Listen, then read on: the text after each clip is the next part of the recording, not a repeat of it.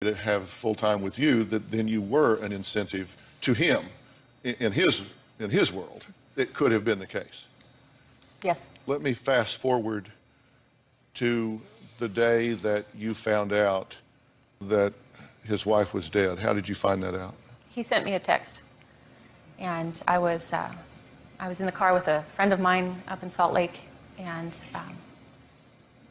it was a very vague text, and I didn't know what he meant, and I was being flippant, and I made a joke after. And the text was basically, I've lost her. Something like that. And you joked back, would she walk away or walk off? Or it was something, yeah, something to that effect. You didn't know when he said lost. I had no idea. No idea. I was shocked. And what did he say in the next text? He clarified the first text that she had actually, in fact, passed away. And my response was, I am so sorry. I'm horrified. If there's anything I can help you with, please let me know. Hindsight's 20/20. Did he ever, in retrospect, did he ever give you any warning signs that he wanted to get rid of his wife, Michelle? No. No, there was nothing like that. Even in retrospect? Even in retrospect. That's why it's been so hard in the last week to hear the verdict and to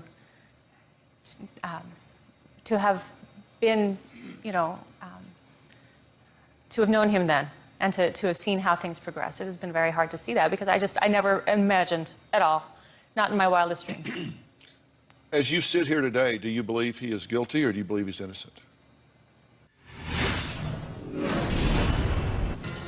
Michelle McNeil was found dead in her bathtub in April 2007. Prosecutors say her husband, Martin, gave her a dangerous combination of drugs after undergoing plastic surgery. They say that McNeil's long-term affair with Gypsy Willis was the former doctor's motive for allegedly killing his wife. It was a circumstantial case, but in the end, prosecutors convinced the jury that McNeil did it.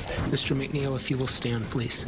Tension filled the courtroom as the court clerk read the verdict. The jury, having reviewed the evidence and testimony in the case, find the defendant as to count 1, murder, guilty. I can't believe this has finally happened. We're so grateful. As you sit here today, do you believe he is guilty or do you believe he's innocent? You know, the jury came back and they said that he's guilty. And I have to respect the jury. I believe that they made a decision based on emotion. I believe he did not kill Michelle. You think that it was an accidental death? I do. I think it was a natural death. Okay. All right. Now let me back up a little bit.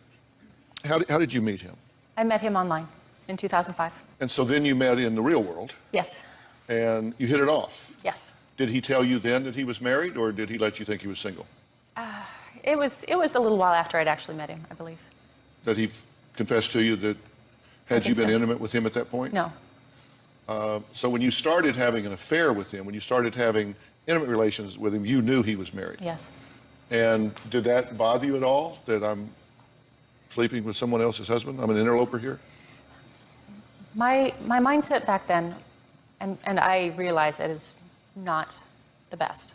I had been married once. I looked around me and I did not see marriage working out for too many people.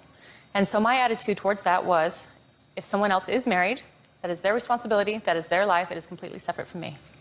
And I have come to see that that attitude has caused a lot of pain in a lot of people, and it was never intended to be. Did he talk to you about his marriage? A little. Did he love his wife? He said he loved his wife, and she was a perfect wife, and he had a perfect family. Did she know he was having an affair with you? I don't think so. You don't think that ever came up? I don't think that ever came up. Mm-hmm. Did he ever mention to you about divorcing his wife and being with you? No, there was never any serious